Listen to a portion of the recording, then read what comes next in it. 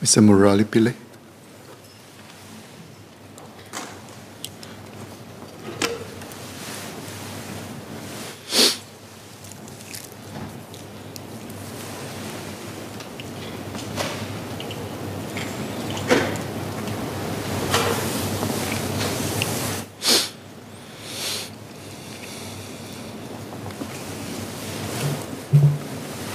Mr. Speaker, sir, the world has changed since the Honourable Minister for Finance delivered his budget speech on the 18th of February 2022. We heard an account of this from the Honourable Minister for Foreign Affairs in this House yesterday. Russia invaded Ukraine on the 24th of February 2022 in what is being described as the biggest invasion of a European country since World War II. In a flash, blood has been spilled, families have been displaced. Worryingly, I see no end in sight in the immediate future. Financial and economic sanctions on an unprecedented scale have been imposed on Russia by the US and EU countries. Singapore decided to follow suit and impose its own sanctions on Russia based on our principled approach to diplomacy. The Honourable Minister was quick to point out that our decision will come at a cost. We need to be prepared for this. The consequence for the rest of the world is substantial and serious. Both Russia and Ukraine are substantial commodity producers. We have seen spikes in the prices of oil, gas, and agricultural commodities. Singapore is not immune. We are already hit with the inflationary pressures arising from the pandemic and supply chain issues. These pressures are likely to worsen. I trust that both sides of the House are solidly behind the Honourable Minister for Foreign Affairs' condemnation of Russia's unprovoked invasion of Ukraine and call for sovereignty, independence, and territorial integrity of Ukraine to be respected. As he eloquently highlighted, our own short history as a tiny island city-state informs us that we too will be always vulnerable to the machinations of big powers and must continually be prepared to guard against any existential threat to Singapore and fellow Singaporeans. We have little influence in what happens globally. We are price takers. We have no choice but to take the world as it is. And that is why our defense policy is based on twin pillars of diplomacy, which advocates a rule-based approach to settling international disputes in accordance with the UN Charter and international law, and deterrence, which involves a strong defense capability and ensuring that any enemy will know that there will be a big price to pay if they take us on. It is these developments that have guided me to draw honourable members' attention to one aspect of the budget statement, which is not specifically spelled out, but is the raison d'etre for a number of initiatives stated in the budget. That is, strengthening our nation's resilience and robustness. I'm not using these terms interchangeably.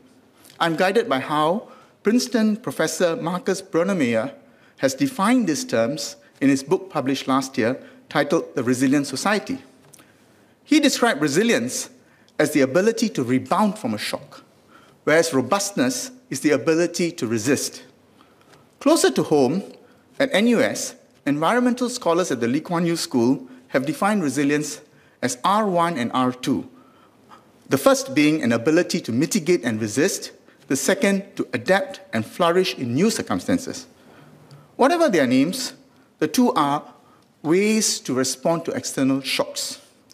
More importantly, the Lee Kuan Yew School researchers point out that resilience is not a cost-free virtue. In fact, the price of resilience is inefficiency, a point I shall elaborate on below.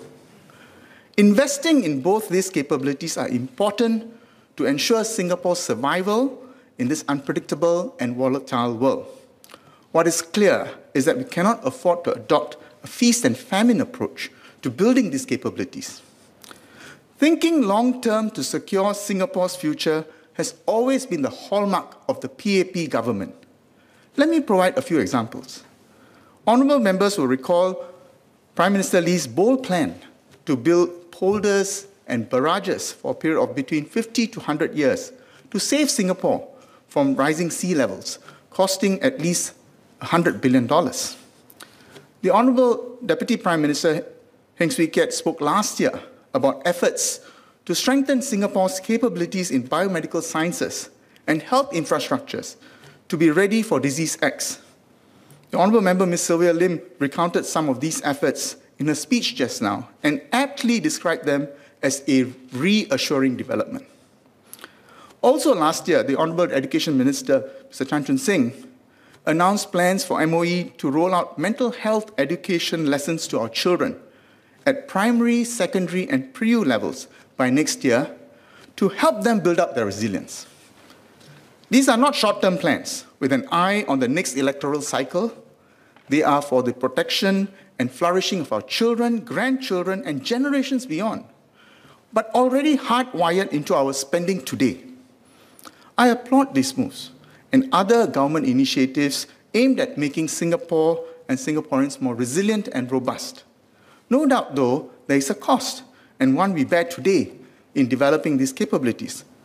Let's take grocery supply as an example. It costs less for a supermarket to stock groceries employing a just-in-time inventory, something that the Honourable Member Mr. Seah Kan Ping knows very well. Purchase decisions can be made based on current conditions. It makes the business operations leaner but susceptible to disruptions when the suppliers cannot supply. The other option is to employ a just-in-case model, which will allow businesses to be more agile and respond to sudden demand increases quickly. It does, however, mean that business costs will be higher. This may not be the most efficient way to use resources, but it may be the better way when dealing with strategic goods. This is where we, on both sides of the House, must come together and affirm that these costs must be incurred progressively over the long term, because what is ultimately at stake is Singapore's survival and viability. My question to the Honourable Minister for Finance is twofold. First, could he please let us know what are the strategic areas that the government intends to build resilience and robustness capabilities for the immediate as well as the long term? And have we committed sufficient funds and resources for the building of these capabilities?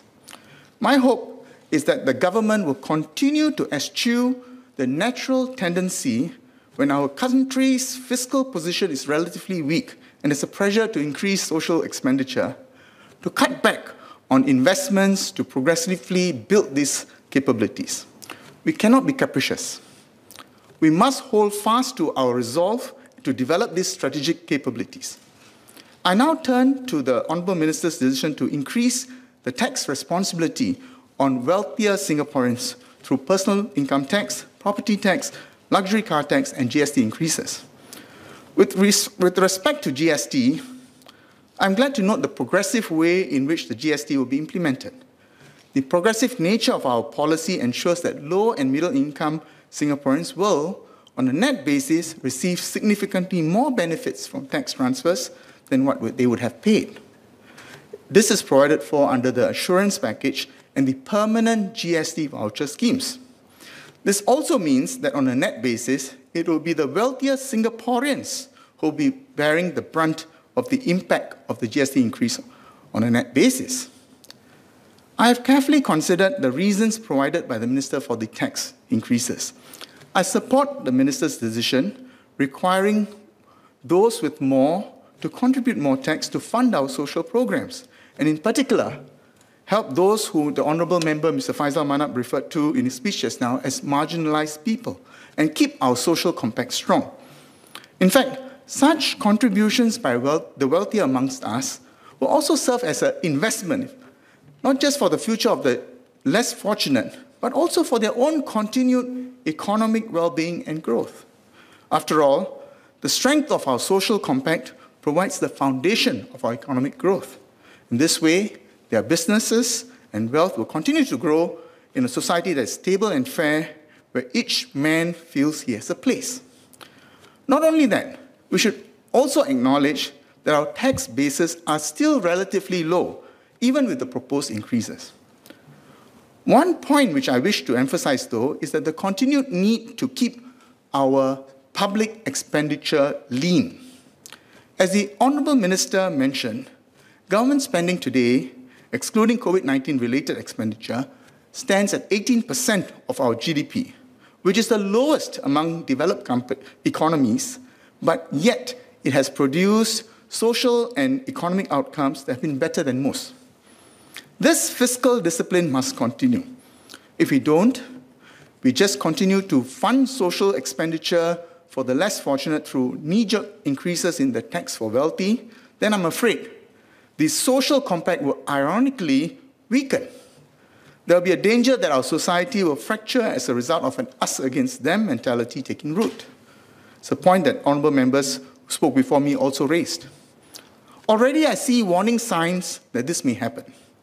I've noted calls among persons who own private landed properties but have no steady income streams asking for government support. Indeed, in the assurance package, it is provided that a person who owns a single private landed property but does not have income can get up to $1,600 over 5 years. This, with other measures such as CDC vouchers and Medisave top-ups for seniors, will allow them to get more than 5 times the GST that you have paid in a year. The reality, however, is that with the landed property prices as they are, these persons can well afford to fund their own expenses through readily available reverse mortgages from banks, which will allow them to live comfortably in their homes until the end of their lives. Thereafter, the homes may be sold and the proceeds applied against the loans extended by the bank. It's not easy to make these arguments to people who feel strongly about their properties, but we must, on behalf of a society where more than 90% live in flats, push back against such claims. A similar example involves elderly retired couples in a HDB flat which is eligible for lease buyback scheme. They would again be entitled to government support because they are living in a HDB flat without income. In reality, though, they would be able to fund their expenses through the lease buyback scheme, which would again enable them to sell the tail end of their lease to HDB and live comfortably in their homes until the end of their lives with the proceeds obtained. Some time back, I met an elderly couple who sought ComCare assistance because they are retired and their children are not willing to give them any allowance. I suggested the lease buyback scheme to them as a way to resolve their financial woes. After some thought, they came back to me and their answer was that they are not keen. The reason is because they want to pass on their homes as inheritance to their children, even though their children are not paying for their upkeep. As parents, they are amazing. But as claimants on taxpayers' monies used in substitution for their upkeep, they become what economists refer to as free riders. Private inheritance come at the cost of public funds. This also means there's less money for helping a person who may have a more pressing need for assistance. Again, this may be a hard argument to make to the elderly couple. But if we do not, we become a nation of ComCarers with a large budget, and there's no large budget without large taxes. At some point in time, as our social spending increases, we will have to make hard decisions on whom we should support through social assistance so that we can keep public spending lean and only to be given to those who truly need it, while we focus on making our safety trampoline, a phrase made popular by S.M. Tharman, springier. The final area which I wish to touch on in my speech concerns the development on entrepreneurial talent, undertaking sustainability initiatives that can generate carbon credits for use by businesses to offset carbon tax. I support the move to increase the carbon tax as part of Singapore's commitment to reduce emissions and tackle climate change.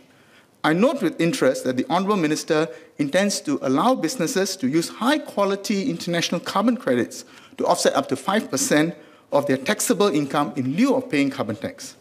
What I wish to explore is whether assistance may be provided to entrepreneurial businesses in Singapore which have promising sustainability projects but lack the scale necessary to attract carbon credit financing.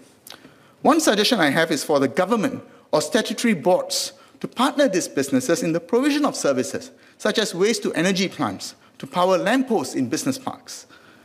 With established track records, these Singapore businesses would be able to establish good branding and reputation as leaders in this field, venture into the region or beyond, undertake larger scale projects to reduce carbon emissions that can be financed through carbon credits.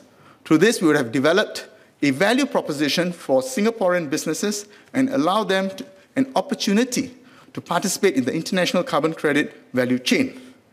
Sir, that I'm able to speak of carbon credits, long-term spending on climate resilience, and the structure of taxation in the middle of a global pandemic and a military invasion that has impacted the entire world speaks to how important peace and stability are to a small state. We cannot take this for granted. It is not the natural position of price takers. But while we cannot determine our own price, we can continue to write our own destiny as long as we are a sovereign state with the will and wherewithal to defend it. To continue and write each page requires resources and careful husbandry of what we have.